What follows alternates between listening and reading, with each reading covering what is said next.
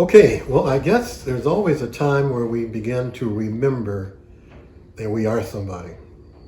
Obviously, I wasn't there when I was there when I was born, but have no recognition of it. And maybe it's good. Because I was born on Prairie Avenue. I'm not sure of the numerical address, and we moved very soon to what is known as the projects. The projects at that time were somewhat different than they are now. So many people, so many Adventists lived in the projects called the Ida B. Wells projects. And they weren't projects for poor people, they were projects for people to give them a chance to get started with their families. And we had so much fun in the projects. Right outside of our window, we had a beautiful swimming pool. We had a park there called Madden Park. We had a basketball court. So we just step out the door and everything was right there for us. And it was one of the better projects because we only went up 3 stories. And of course we knew everybody in our entrance and most of the people in that immediate area, both Seventh-day Adventists and non-Seventh-day Adventists. And I guess growing up as a youngster, I became aware of my sisters, of course, and my mother always taught me, and my father always impressed me that it was my responsibility to take care of them when he wasn't around. Nobody was a mess with them or to hurt them or anything like that. And so I grew up understanding that even from a young age. Okay, so we're in the projects and that's where we're living. And to be honest with you, we didn't know we were living in the projects. It was just a place to live. And but we did have a lot of fun. We enjoyed each other. And of course, I had a lot of friends. I went to school with these friends who lived right immediately close by to us, and went to Doolittle school, grade school, and I enjoyed that. And one of our principals was a member of the Seventh-day Adventist Church. Her name was Sister Cantrell. And I remember on one occasion, somebody had taken my coat and it hit me. And for whatever reason, they felt very comfortable in doing that. And I didn't fight back. I had been taught not to fight. You don't fight. And I guess I misunderstood. And when I got home, my father found out what happened. He was irate, of course. And he said, "Son, I don't know how you're interpreting when we tell you you don't fight." He said, "But you're not understanding properly."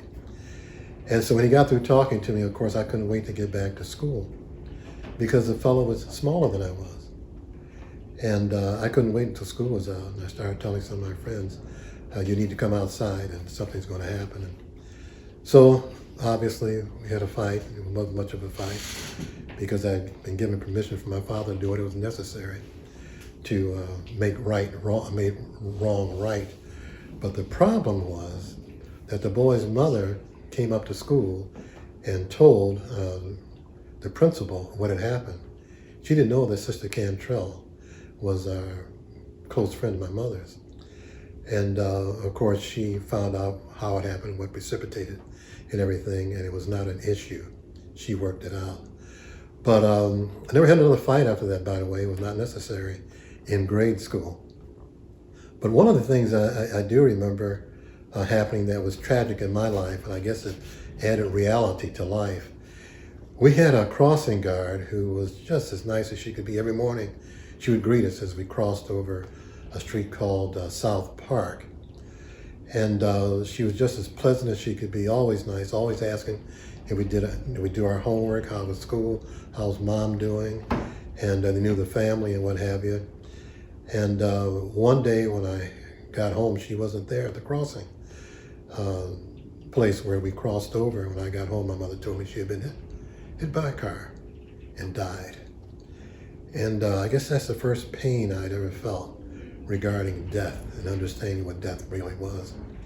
And then, of course, seeing her in the casket, we went to the funeral. It just tore my life up, thinking that someone that I had grown, was so much a part of my life, wouldn't be there anymore. But we do grow, and we do have a understanding of these things. And as we go to church and are in Sabbath school, we understand these things better. And so that was one thing I think that really impacted my life that I can remember. I remember another time when my father, and which maybe no one knows the story outside of our immediate family, but my father was raised mainly by his father. He's one of 14 children. He was the youngest. And my grandmother, my father's mother, had died early when he was about 4 or 5 years old. My grandfather, on my father's side, worked on a railroad and had to leave my father and, of course, his next oldest sibling, Aaron, to the care of the older brothers and sisters when he was gone.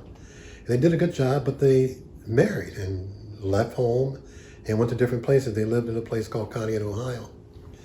And grandfather provided for them a good home and what have you, but it came to a point where now he was suffering and he died of cancer.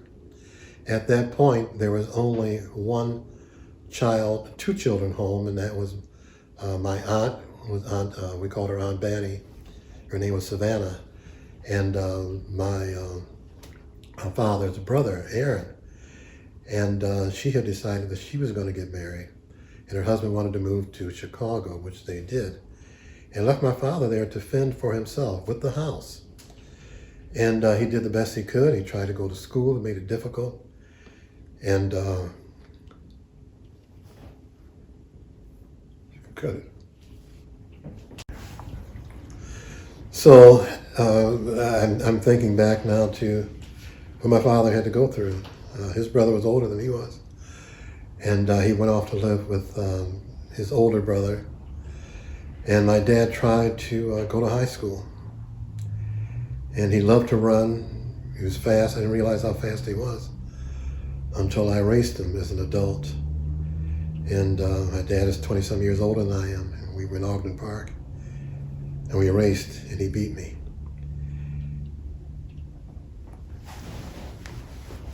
It's interesting that all the years of my life, he never told me, I think I can beat your son. Never.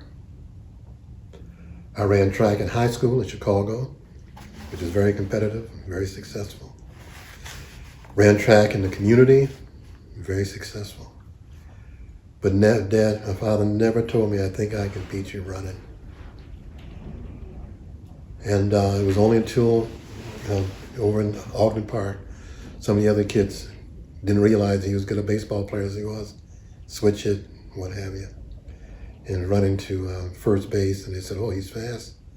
And then they goaded us into racing each other, and he beat me. But I want to go back to the time in high school, his first year. And he made the track team, but he didn't have any shoes. Only street shoes. He didn't have money. He had asked his sisters if they could send it to him, and they couldn't get it to him in time for the race. And he came in second, running in street shoes. And he thought, I'm going to quit the track team.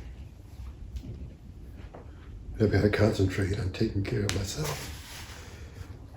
And so he shut up the house, boarded it up, until he could get it rented. He had enough knowledge to do that. And he came to Chicago. I remember telling Pat, Karen, and myself, I had never been so hungry in my life trying to get to Chicago. And when he finally got to his sister's house and asked if he could stay with her, she said, of course. But he said he made a promise that he would never be hungry again.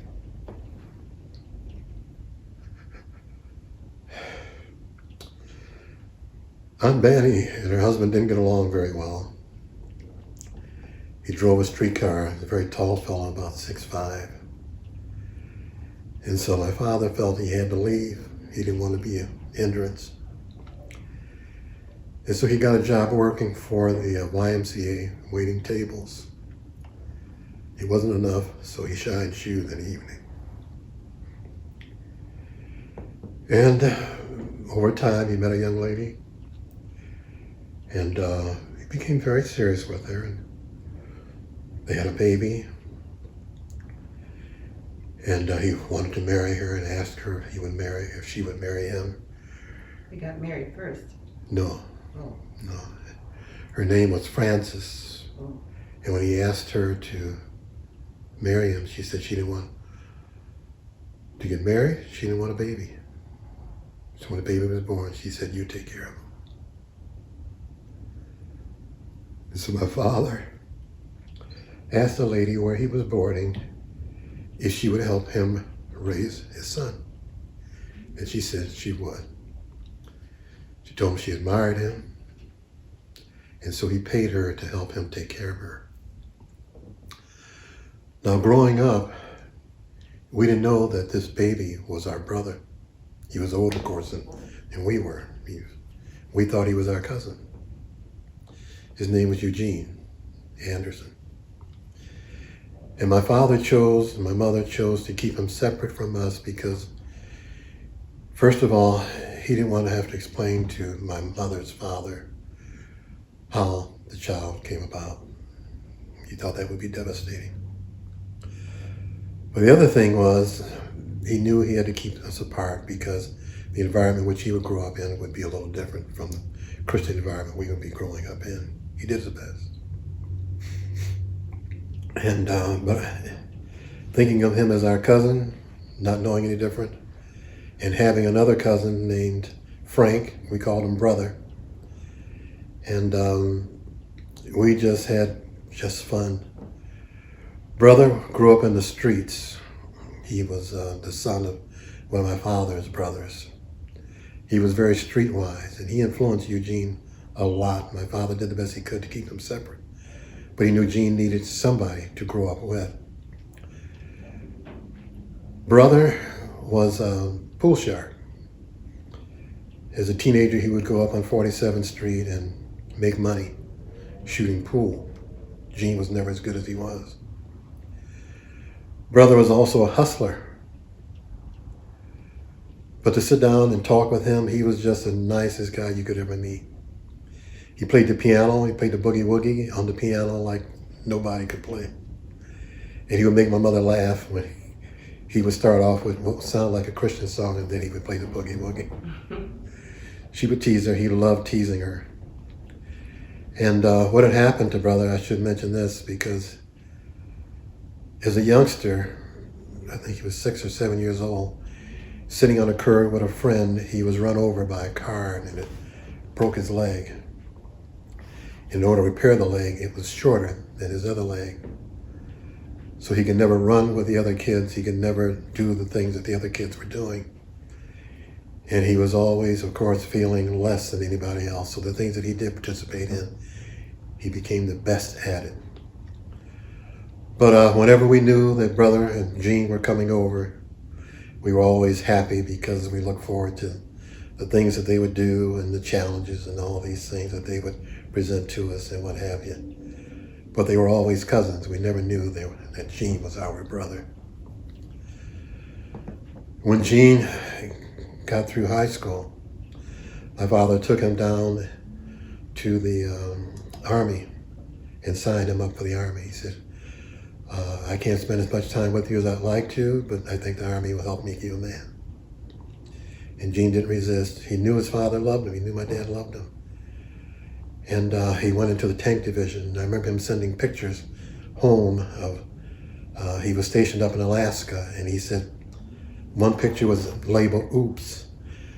He was in the tank division. They were going into town, and they ran over a car.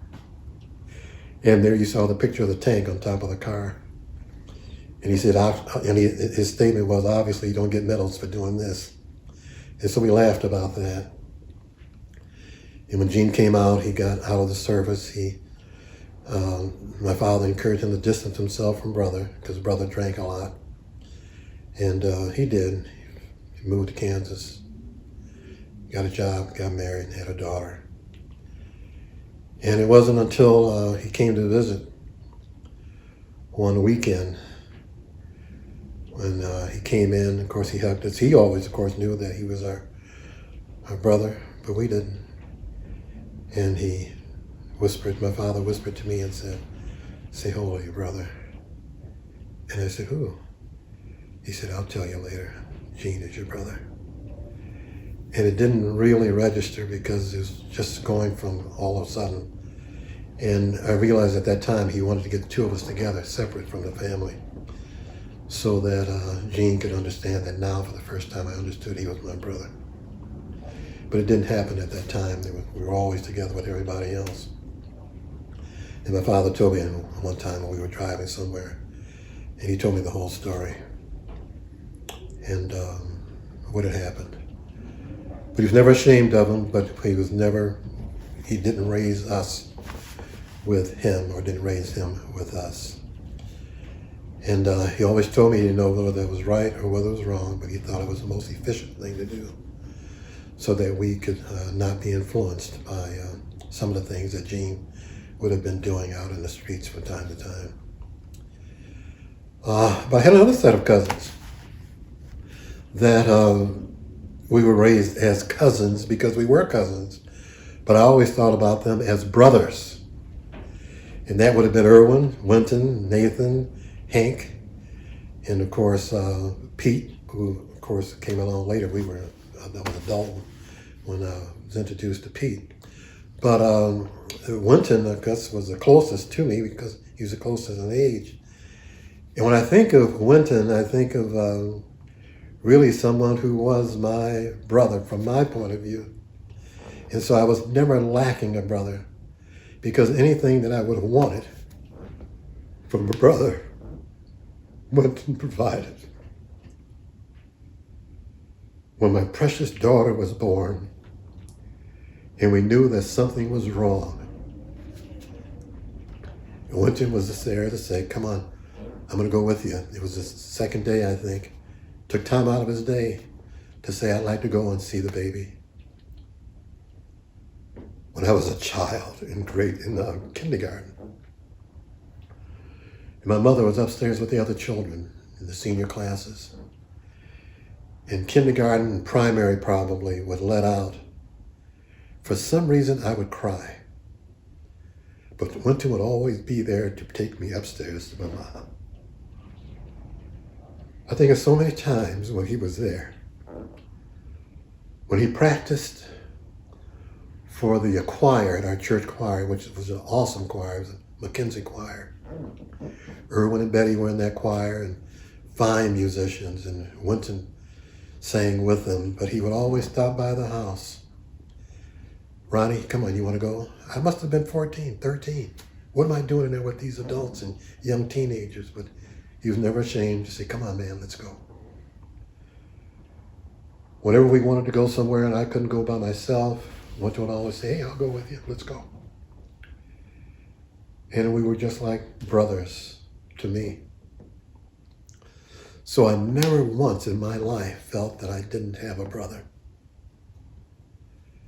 As I grew older, Winton went off to service, Irwin came back from service. I remember when Irwin went to service, Jesse and Uncle Eben had the farm. And I remember they had a party for Irwin going away. We drove up there. And I thought how great it was to see all of these people up there on the farm and having dinner and saying goodbye to Irwin, who was getting ready to go away to service. But when he came back, I think our friendship began to develop even more so. Because I was older, of course, and he was older, but the difference wasn't as much. I remember Irwin one morning calling up saying, hey man, we're going to go up in the air in the plane that we got over here at Hinsdale. Irwin was working at Hinsdale at that time. And he said, if you want to go up, I'll come by, we can go on up. And so we did. A good friend of his was a pilot. At that time, Hinsdale had 2 planes stationed over at Lewis University. So we would drive over there and get up in the plane. And before I left, of course, the first time going up, I asked Joe if it was all right and what she think, about letting Lori go up. And she says, well, we thought about it, prayed about it. And Lori wanted to go, and so Lori came. She was very adventurous. And so the 4 of us would go up, go downtown, fly over the lake, fly over different places around the country, around the city and suburbs, and then come back. And then Irwin and I, of course, began a real good friendship, going places and doing things together. and visiting at our house and at their house. We would babysit their children, what have you, and had a good time doing that. And but I remember Erwin telling me on one occasion that he had taken his dad up. He had the privilege of taking Uncle Nebert up. And I said, "Oh, is that right?" This was a Cessna, I think, 170 that they had. And I said, "Well, how did he like it?" He says, "Well, I tell you what happened." He says, "We flew over the lake, and I was telling Dad, I said, 'Dad, now this is the lake. That's Lake Michigan over there, and that's downtown, and that's this, that, and the other.'" And he said, "I turned around to say something to Dad, and Dad was fast asleep. He didn't remember any of it." So I thought that was quite humorous.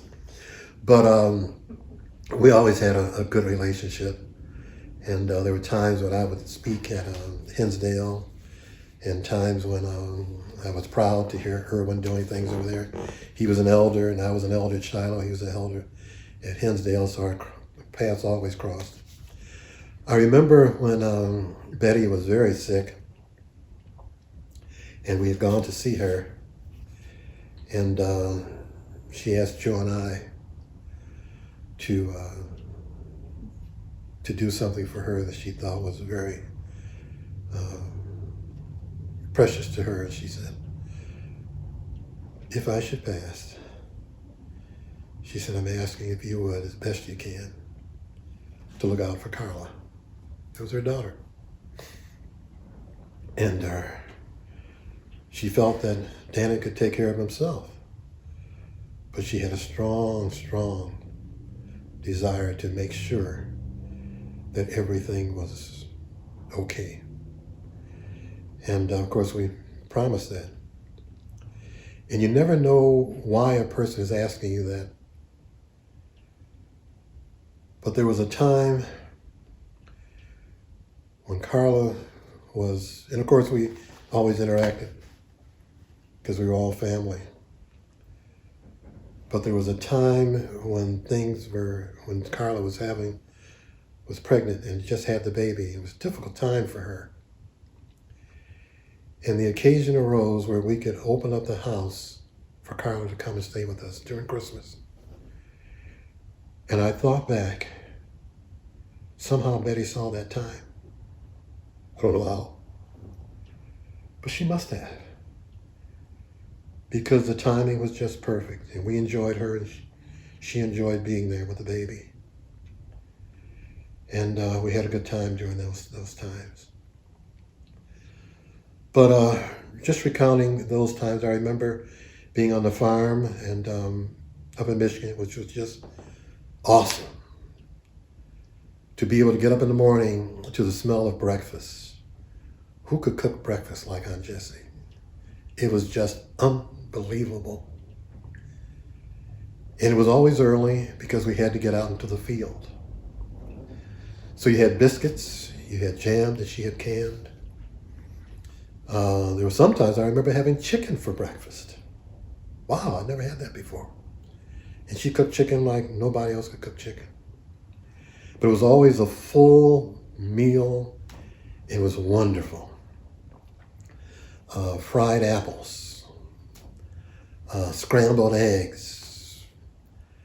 And it was just worth being up there just for that. She was always laughing, always asking you, "Did you have enough?" In the evening, we'd come back and have Vesper devotion on the back porch. It's quiet, sometimes dark outside, you couldn't see anything. I remember there was this palomino colored dog. I remember the name as being Pal, but I don't know, I'm not sure. Didn't necessarily live in the house. I remember him living outside. Sometimes he would be gone for a few days and he'd always come back. And I remember him running up sometimes to the road when a car would come by and then running back. I remember the chickens in the yard. I remember there was one bad chicken there. He was terrible. He would jump on a rooster. He was a rooster. Jump on the hen's neck and just bite him and bite him and bite him. He was a bad one. I remember those things. But I remember the Vespers and how we would sing and tell stories. Aunt Jessie would read stories to us, and we would just share the Bible with one another. They were precious. They were precious. And they helped shape my life. I remember one time taking us out into the field, and we had a big tray like a sled we would sit on. Remember Nathan and I sitting on that sled, and Aunt Jessie with bushel barrels. We'd go out there to pick. I remember apple fights that we had in the trees, peach fights, and climb up in the trees and supposed to be picking, and if Aunt Jessie was going off somewhere else, you'd feel one of the apples in your back or one of the peaches in your back, and you knew it was on. That was fun. I remember being on a sled one time and went to not knowing, of course, had run over a bee's nest. And Winton, of course, when he heard the yelling, probably figured out what had happened. Now Jesse and Nathan, I guess, were aware of what you do when you run over a nest, but I was from the city and didn't realize what had happened.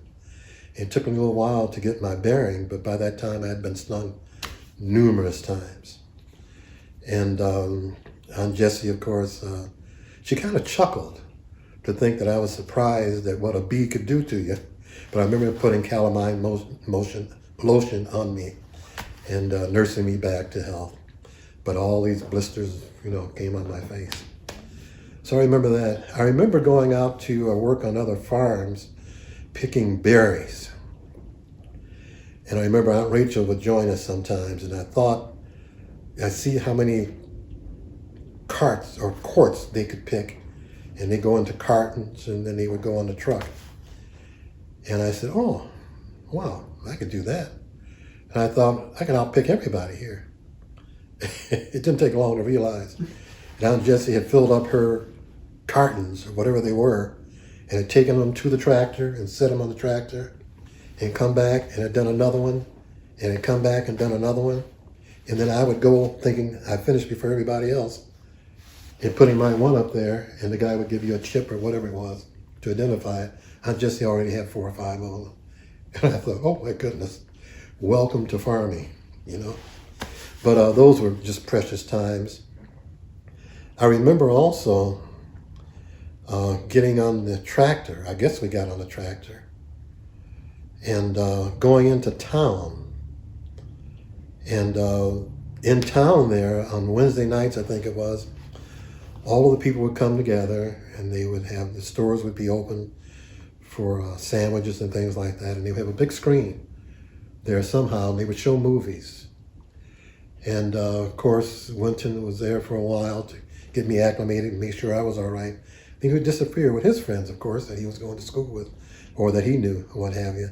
And they were having a good time, and we were having a good time with the people in the area where I was. But it was just a wonderful, warm feeling of family, of people who had worked all week and now were coming into town. They came in with their overalls, the bib overalls on their tractors and their cars. Some walked and what have you, but it was just a joyous times. Kids running around, precious. And then going home where it was pitch black, you look up in the sky, and the only thing you could see was stars. You couldn't see your hand sometimes if you held it out in front of you. It was pitch black. I remember going up over the dirt roads and coming down the other side, hoping there wasn't a car on the other side. I remember getting close as Winton was driving close to the edge. If there was a car, thinking you almost going to go off into the salt shoulder there. But it was fun, the rocks kicking up. I remember when Aunt Jessie and Uncle Eva got a car. It was an Oldsmobile station wagon. And apparently an invalid had owned it first. And so they got it probably secondhand, and it had an application on the steering wheel where you could put the brake on. That's what it was. And I'm hoping I'm remembering that right. But I remember seeing Winton, drive that car, that station wagon. I was young at the time, but I thought it was very, different driving a car like that. So I remember all of those times. I remember being with Nathan on the sled. He beats me up verbally about telling him about our farm, which we didn't have. Karen and Pat and I had a farm. We lived in the city, but we had a farm too, out in Wyoming, and we had horses.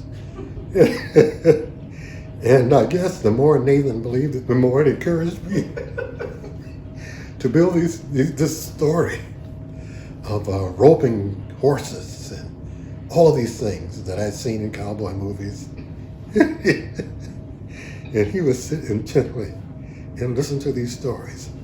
and why he never asked his mother or his brothers, have you been to the farm? I will never know.